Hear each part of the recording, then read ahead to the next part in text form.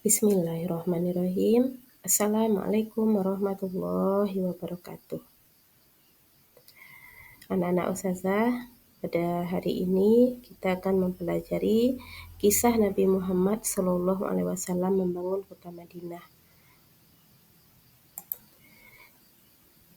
Setelah anak-anak Ustazah mempelajari kisah Nabi Muhammad membangun kota Madinah, maka ada beberapa hal yang akan anak-anak Ustazah dapatkan. Yang pertama, anak-anak Ustazah akan bisa menceritakan kisah Nabi Muhammad dengan kalimat sendiri dalam membangun kota Madinah. Kemudian yang kedua, anak-anak Ustazah akan mampu membuat paparan mengenai kisah Nabi Muhammad membangun kota Madinah dengan mempersaudarakan umat dengan baik. Di sini untuk memudahkan anak-anak Ustazah memahami kisah Nabi Muhammad, Ustazah juga sudah membuatkan peta konsepnya.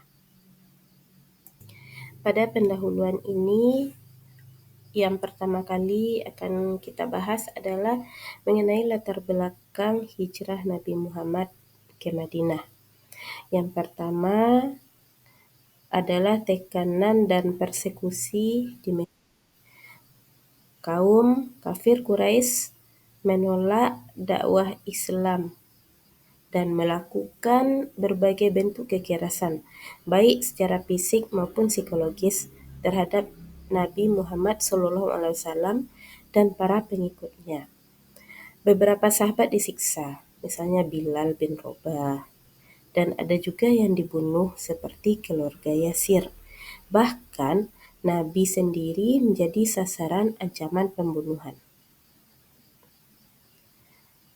Yang kedua, yang melatar belakangi hijrah Nabi Muhammad ke Madinah adalah kegagalan upaya dakwah di Mekah.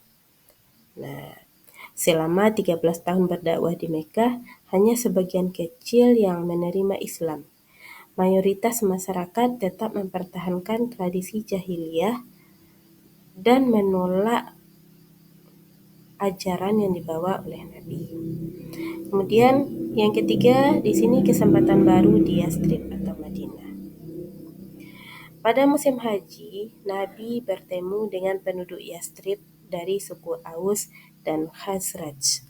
Setelah mendengar dakwah Islam, mereka menerima ajaran ini dan berjanji memberikan perlindungan kepada Nabi serta umat Islam.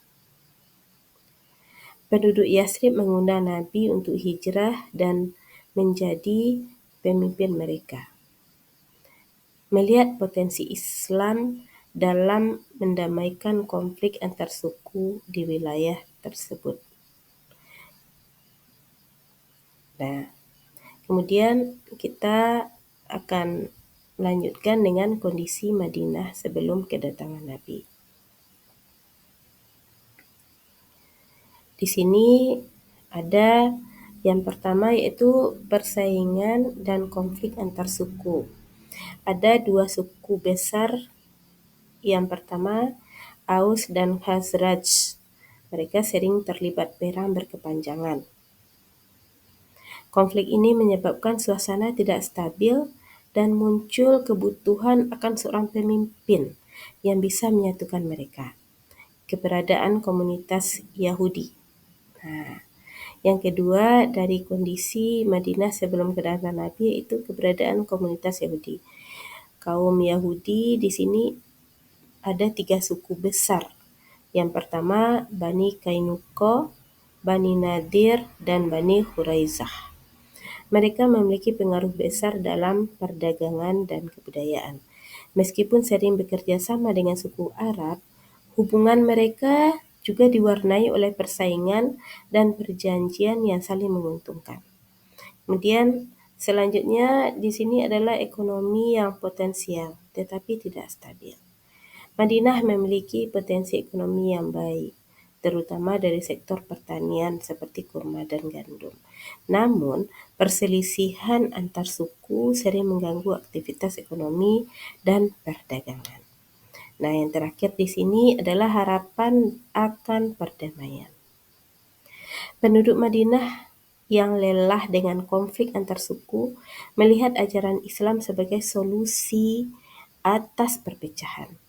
Mereka berharap Nabi Muhammad menjadi pemimpin yang adil, mendamaikan suku-suku, dan membawa stabilitas di Yastrib. Kedatangan Nabi membawa perubahan besar, menciptakan masyarakat yang bersatu, menjadi pusat peradaban Islam. Kita lanjutkan dengan proses hijrah Nabi Muhammad ke Madinah. Ada 3 hal di sini. Yang pertama, penyebab hijrah dari Mekah ke Madinah. Salah satunya tadi adalah perintah Allah, kemudian tekanan dan penindasan yang dilakukan oleh kafir Quraisy kepada umat Islam, termasuk kepada Nabi Muhammad.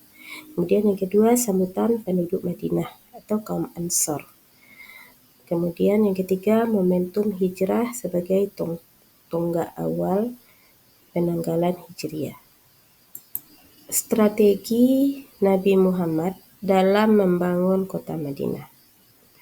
Setelah hijrah ke Madinah, Nabi Muhammad menerapkan berbagai strategi untuk membangun kota tersebut sebagai pusat peradaban Islam yang kokoh, damai, dan harmonis.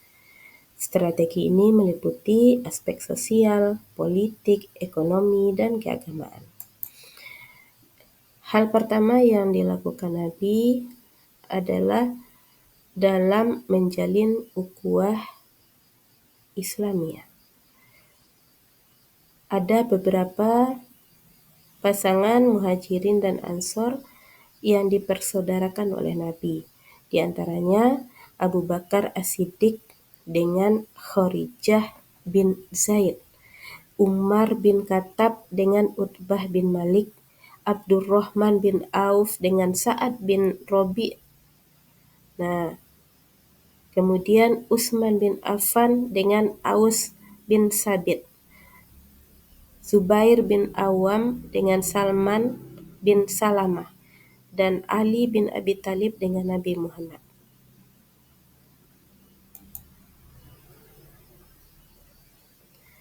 Kemudian ukhuwah insaniyah, persaudaraan antar manusia. Di sini yang pertama hubungan dengan kaum Yahudi, Nasrani, dan suku-suku lain di Madinah. Kemudian toleransi dalam kehidupan bermasyarakat. Dampak dari kepemimpinan Nabi Muhammad di Madinah. Yang pertama, terwujudnya masyarakat yang damai dan harmonis. Kemudian yang kedua, Madinah menjadi pusat dakwah Islam dan pemerintahan Islam pertama. Kemudian sebagai contoh teladan bagi umat Islam dalam membangun masyarakat yang berlandaskan nilai-nilai Islam. Anak-anak Ustazah, dapat kita simpulkan hikmah yang bisa diambil dari perjuangan Nabi Muhammad dalam membangun Madinah. Kemudian pentingnya ukhuwah dalam kehidupan sehari-hari untuk menciptakan kedamaian dan persatuan. Nah, demikianlah pembelajaran kita. Ustazah ucapkan terima kasih dan wassalamualaikum warahmatullahi wabarakatuh.